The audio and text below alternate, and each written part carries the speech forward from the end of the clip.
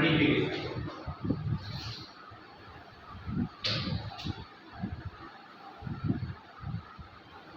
ठीक, तो ये से उसी का ले लेते हैं ए बी, है ना। तो पहले ए को लिखना है 2 3 1 2 और 4 5 1 3।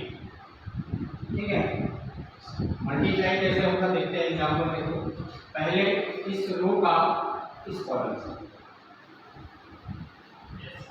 पहले का रो दूसरे का कॉलम, 2 into 4 plus 3 into 1, ठीक ना, विद साइन जैसा भी कैलकुलेट है प्लस या माइनस। सेम इसी रो का इस कॉलम से 2 into 5 plus 3 into 3, और दूसरे वाले कॉलम का तो 1 into 4 plus 2 into 1। ओके, फिर इसी रो का इस कॉलम 1 into 5 plus 2 into 3, क्या मिल गया 8 और 3 11 10 और 9 19 4 2 6 5 और 6 11। ठीक, तो 2 क्रॉस 2 का मल्टीप्लाई किए हम लोग, दोनों ही मैट्रिक्स कितने देते हैं 2 क्रॉस 2। ध्यान देना इसका क्वेश्चन फर्दर में ये लिए मैं बता रहा हूँ, ये का एग्जाम अगर देते हो वहाँ पे 2 से 3 क्वेश्चन आता है मैट्रिक्स ना, और बहुत सिंपल रहता है, लेकिन वो बच्चे लोग पढ़ते नहीं हैं, जब देखते हैं तो 10 नंबर 12 नंबर वाला क्वेश्चन है। बड़ा क्वेश्चन पढ़ना है क्लास में, बड़ा क्वेश्चन तो आएगा।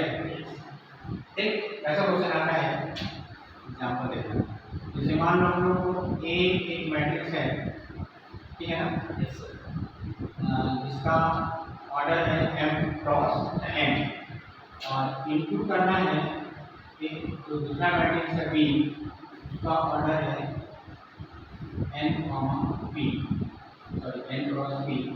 तो जो फाइनल मैट्रिक्स आएगा c या मल्टीप्लिकेशन ऑफ a b, उसका जो होगा वो होगा m p। ध्यान देना एक क्या है कि जो फर्स्ट मैट्रिक्स है ना, ये तो समझते हो ना ए बी और बी ए, कोई जरूरी नहीं है कि मैट्रिक्स इसमें सेम ही है ना। तो जो फर्स्ट मैट्रिक्स है मतलब ए है ना, फर्स्ट का क्या रो सॉरी कॉलम, पहले का कॉलम और दूसरे का रो, समझ लो, पहले का कॉलम और दूसरे का रो सेम होगा तभी आपस में वो लोग मल्टीप्लिकेशन कर पाएंगे, अदरवाइज उसका मल्टीप्लिकेशन होगा ही। आप समझ लो, जैसे एग्जाम्पल की बात करें हम लोग कि एक कोई मैट्रिक्स है 2 3 1 2 1 4, और बी एक मैट्रिक्स है 1 2 -1 3 -4 5। अब मेरे को ये बताओ कि इस मैट्रिक्स का ऑर्डर क्या होगा, इसको हम लोग क्या बोलते हैं ऑर्डर ना, ऑर्डर ऑफ मैट्रिक्स, क्रम है ना, हिंदी में क्या बोलते हैं क्रम, रो इनटू कॉलम। इसका ऑर्डर क्या होगा, रो कितने हैं, पहले रो रहता है ना, बताया ना, पहले क्या रो और कॉलम, रो कितने हैं कॉलम कितने हैं, ठीक है, C1 C2 R1 R2 R3 3 cross 2। इधर बात करें तो C1 C2 C3 R1 R2, मतलब इसका जो ऑर्डर होगा वो क्या हो जाएगा 2 × 3। क्लियर है।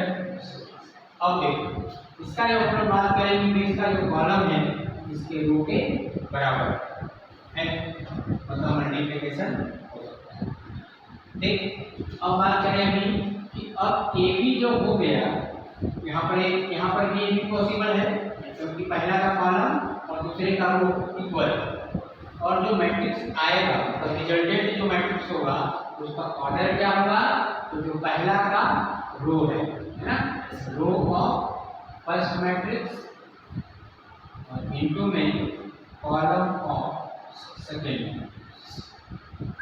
ये मतलब समझ में आया।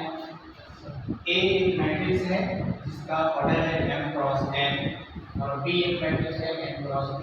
जो रिजल्टेंट मैट्रिक्स आएगा c equal to a b, उसका जो ऑर्डर होगा वो होगा फर्स्ट का रो और सेकेंड का कॉलम। ठीक, तो यहाँ पर जो a b आएगा उसका क्या होगा भाई, ऑर्डर 3 तो आंसर ऐसे ही आता है ना।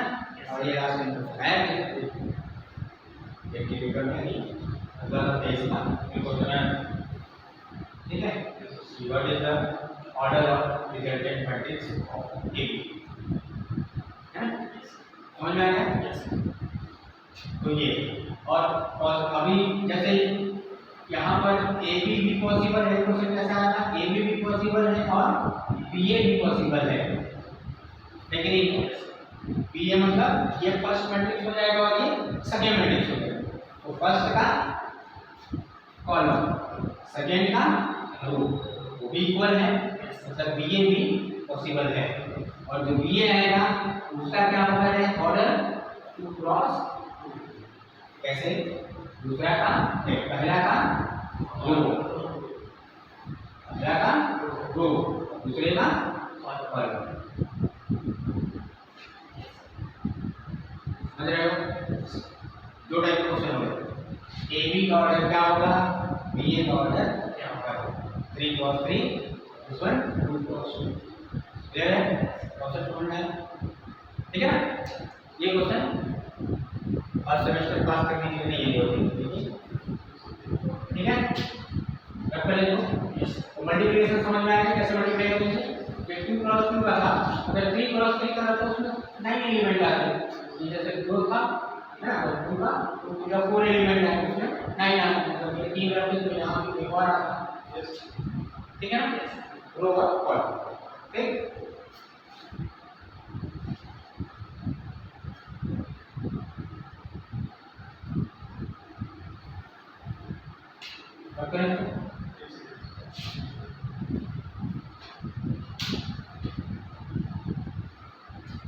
अगला है topic adjoint A, the adjoint of matrix, जिसको अपन नोट करते हैं एडजॉइंट ए,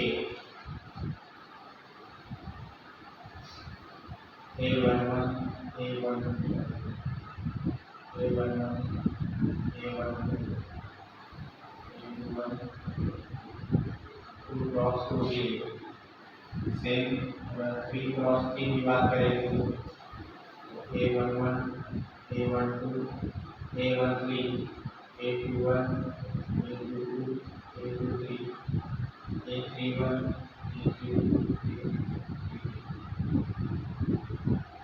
ये है एडजॉइंट, है ना, इसको हम बोलते हैं सब अंडर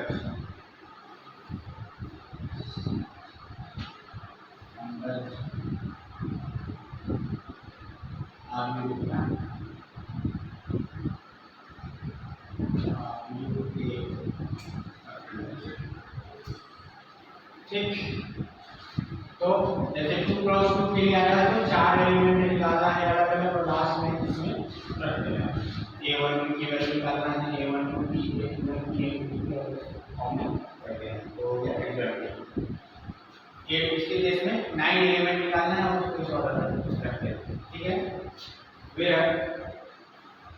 जो Aij इक्वल टू फॉर्मूला होता है -1 to the power I plus j Mij, इसको हम लोग बोलते हैं कोफैक्टर और इसको बोलते हैं कोडिटरमिनेंट्स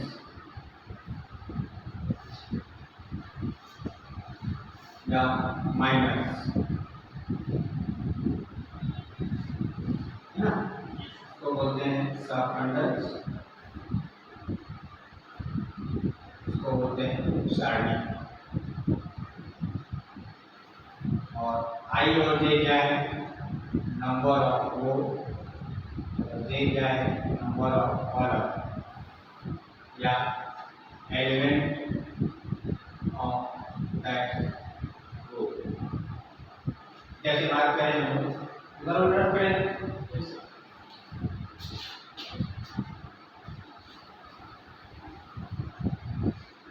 ये सब बेसिक्स है, ये सब बीटेक के मैथ्स में आता नहीं है डायरेक्ट, है ना, लेकिन बीच बीच में हमको क्वेश्चन सॉल्व करेंगे ना, तो उसमें ये सारी चीजें मुझे पहले से पता होना चाहिए।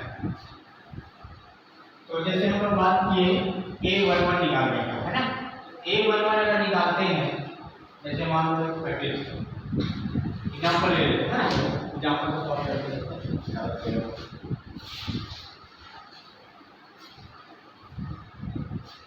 एक मैट्रिक्स है 1 2 3 -2 0 4 -1 -2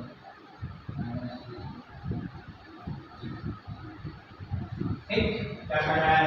फाइंड एडजॉइंट, है ना, तो सब हो गया है फाइंड एडजॉइंट ऑफ ए, है ना। तो 3 क्रॉस 3 का है, मतलब कि हम लोग को पूरे 9 एलिमेंट निकालना चाहिए, ठीक है। सबसे पहले क्या? A11, ठीक। ये जो A11 है वो इसका कोफैक्टर है। नॉर्मल केस में मैट्रिक्स जो है कैसा होता है?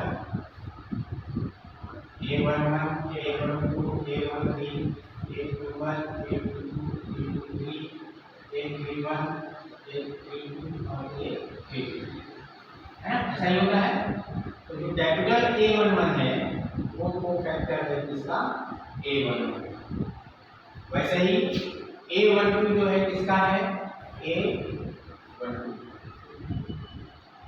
समझ लो कंफ्यूजन कहाँ होता है पता है। जैसे मान लो ये कौन सा एलिमेंट है? पहला रो का पहला A11 लिख लो, क्यों लिखे? I की वैल्यू 1 है, J की पहले रो का पहला एलिमेंट है, ठीक। -1 टू द पावर 1 प्लस 1 और m11 फॉर्मूले के पढ़ेंगे। I की जगह पे 1, J की जगह पे 1, A11 इधर भी -1 टू द पावर 1 प्लस 1 लिखे हैं, और m11 इसलिए -1 के पावर ये देखो यहाँ पे I प्लस से I भी 1 है और J भी 1 है। अब देखो -1 के पावर 2 यानी कि क्या हो जाएगा? प्लस हो जाएगा, और m11 क्या कहलाएगा? तो इस के लिए, है ना, तो इस एलिमेंट के लिए क्या बोल रहा है? m क्या है ना? कोडिटरमिनेंस या उप सारणी। उप सारणी किसको बोलते हैं? जिस एलिमेंट के लिए निकाल रहे हैं उसके पर्टिकुलर रो और कॉलम को छोड़ने के बाद जो बचेगा वो कहलाएगा m, कोडिटरमिनेंस या माइनस, ठीक है। क्या हो जाएगा? 1 0 4 -3 हो जाएगा।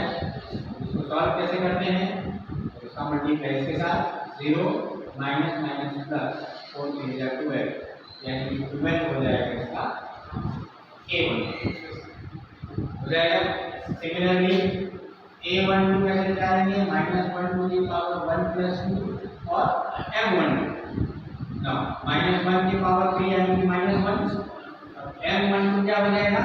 16, है ना। इसका कॉलम छोड़ देंगे, इसके रो छोड़ देंगे, क्या आएगा? -2 4 -1 0 -1 ये हो जाएगा 0 प्लस 4 क्या आ जाएगा? -4, ठीक, चलेगा। A1 इसी प्रकार से कहते हैं A23 का क्या है? वो -1 टू द पावर 2 प्लस 3 और m23 ना, -1 की पावर 5 यानी कि -1 और m23 कितना आएगा, m23 किसके लिए मिलेगा, किसके लिए मिलेगा, ये कॉलम छोड़ देंगे और ये वाला रो छोड़ देंगे, बचेगा क्या 1 2 1 है ना, 1 2 -1 -1 ये हो जाएगा -3 -2 -1 प्लस। अगर इन सारे वैल्यू को निकाल करके इस सीक्वेंस में रख देंगे, दैट इज 8। ओके, क्लियर है, आगे बढ़े, मिल जाएगा ना फ्रेंड, पूरा निकल जाएगा।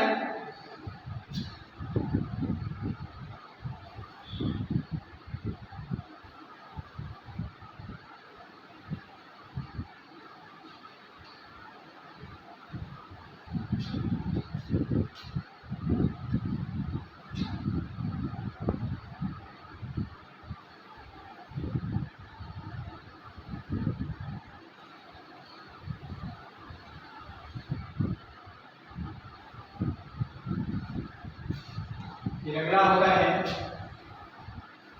Inverse of matrix.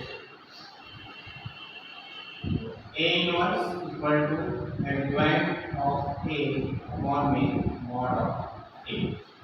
ठीक है, जब A इनवर्स निकालना है क्या करना पड़ेगा, एडजॉइंट A निकाल करके और मॉड A से डिवाइड कर देंगे तो क्या हो जाएगा A। ठीक है, मॉड A निकालना जानते ही है, एडजॉइंट A निकालना जानते हैं। ठीक है, फिर एक और क्वेश्चन इसमें आता है, टॉपिक है solve linear equation by matrix method, है ना। इसमें एक लीनियर इक्वेशन दे देगा a1x plus b1y plus c1z equal to b1, a2x plus b2y plus c2z equal to b2, a3x plus b3y plus c3z equal to b3। ये equation दिया है, तीन equation कह रहा है कि इसको सॉल्व करना है लीनियर इक्वेशन, है ना, मैट्रिक्स मेथड। इसके लिए फॉर्मूला होता है ax इक्वल टू b। ठीक है, अब x इक्वल टू क्या हो जाएगा, b अपॉन में a हो जाएगा, होगा नहीं होगा, a लिख जाएगा, और x इक्वल टू क्या मिल जाएगा, a इनवर्स b। ठीक है, ये इस इक्वेशन से हम लोग को सॉल्व करना है। ठीक, वेयर ये क्या है, सबसे पहले x की बात करें तो x क्या है, जो कौन हो वेरिएबल है ना, जैसे तीन वेरिएबल का क्वेश्चन था x y और z, तो टू वेरिएबल का क्वेश्चन x और y है ना। फिर b क्या रहेगा, कांस्टेंट का, राइट साइड में जो भी दिया है वो क्या कहलाएगा b, मतलब b1 b2 b3। और a कहाँ से आएगा, जो हम लोग इक्वेशन में x का कोएफिशिएंट है विद साइन ना, चिन्ह के साथ x के कोएफिशिएंट को लेना है पहले a1 a2 a3, इधर b1 b2 b3 c1 c2 ये कहलाएगा a। ठीक, अब a मिल गया, a से हम लोग क्या निकाल सकते हैं, a इनवर्स नहीं निकाल सकते, इनवर्स निकाल सकते हैं ऐसे, एडजॉइंट ऑफ a निकालेंगे, उसको मॉड a से डिवाइड कर देंगे तो क्या आ जाएगा, a इनवर्स आ जाएगा। अब उस a इनवर्स की वैल्यू को यहाँ रख देंगे, a इनवर्स और b का मल्टीप्लाई कर देंगे तो क्या आ जाएगा, x y z आ जाएगा। तो हम लोग एक ही क्वेश्चन बनाते हैं, ये लीनियर इक्वेशन वाला, जिसमें कि एडजॉइंट भी निकल जाएगा, मॉड भी निकल जाएगा और x y z